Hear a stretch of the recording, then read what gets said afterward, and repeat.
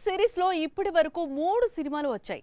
త్వరలో 4వ హిట్ వస్తుందని నాని కన్ఫర్మ్ చేశాడు.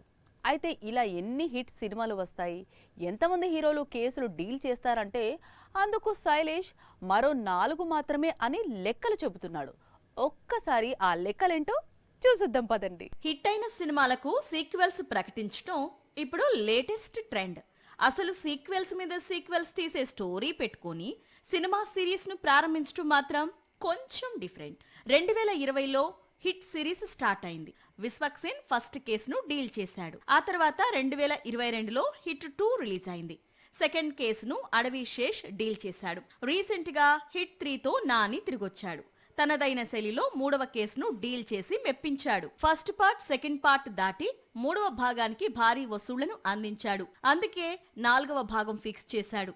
ఈసారి కార్తిక్ కేసును డీల్ చేయబోతున్నాడు. అయితే హిట్ 7తో ఈ సిరీస్ కు ఎండ్ కార్డ్ పడుతుందని చెప్తున్నాడు డైరెక్టర్ శైలేష్. హిట్ 4లో కార్తిక్ హీరోగా కనిపిస్తాడు. కానీ హిట్ 5, హిట్ 4లో అంతకు ముందు కనిపించిన విశ్వక్, అడవిశేష్, నాని, కార్తిక్ నటిస్తారట.